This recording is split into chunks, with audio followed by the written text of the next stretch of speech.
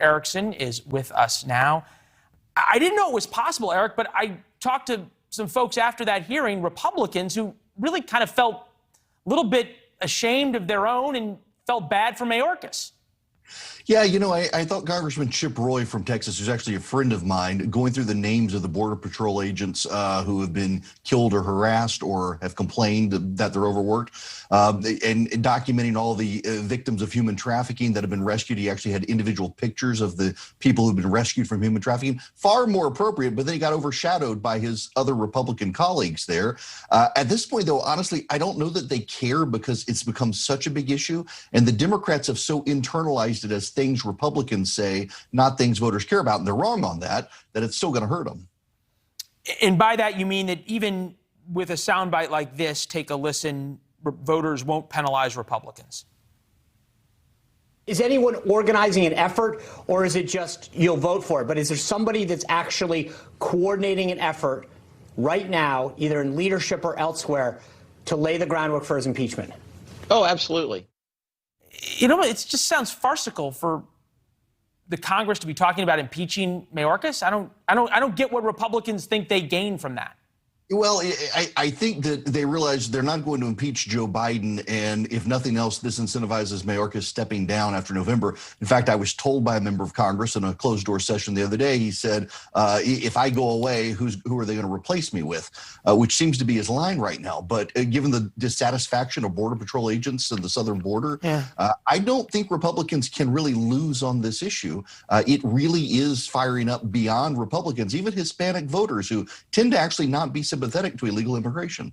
Yeah, no, it's fascinating to watch what's happening, especially on those border counties in Texas that are predominantly Hispanic and now either going Republican or becoming swing counties. What do you make of these big swings in the polls in Ohio and the closing of the polls in Pennsylvania in favor of the Trump-endorsed candidate? Have we underestimated the power of President Trump, especially when he talks about immigration? I think immigration actually is a big issue. I've interviewed a number of the candidates in Ohio, and they all said, in fact, I interviewed Matt Dolan yesterday, who's I think in second or third place now. They've all kind of clustered together.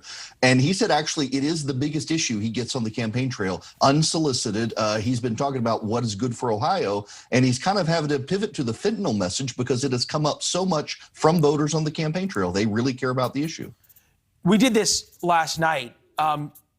National media, the three major network newscasts last month, covered the border effectively for a combined 55 seconds. You saw the ABC News tweet from their own reporter. We all talk to voters who say this. Why the lack of coverage of what's happening down there that's so important across the country? In the Politico today, they've got a story on issues, and they refer to the border as a Republican talking point. The actual report, not from a pundit. They don't seem to understand. I really do think that there's a mainstream media, to a degree, Democratic bubble in Washington and New York, where their issues are somewhat different from much of the heartland issues out there. They don't pay attention to what people within 100 miles of a river valley think, and that's going to hurt them in November. They're very out to lunch on this issue.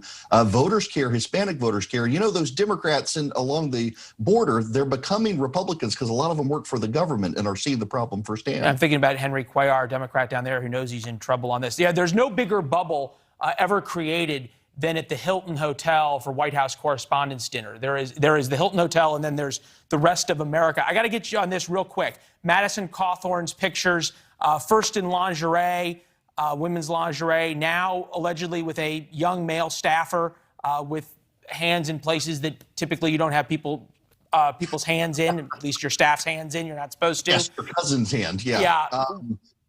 You listen, whoever's doing the opposition research drops on Madison Cawthorn is doing a very good job. He hesitated to run in the same district he was in. He thought about moving. Other people got in. You've got the U.S. Senator there. Tom Tillis is trying to get him out. People are going to town on this. Maybe next they'll do it to Marjorie Taylor Greene, and we can be rid of her too. Yeah, well, there's so many Republicans who just don't want to have to answer for Cawthorn.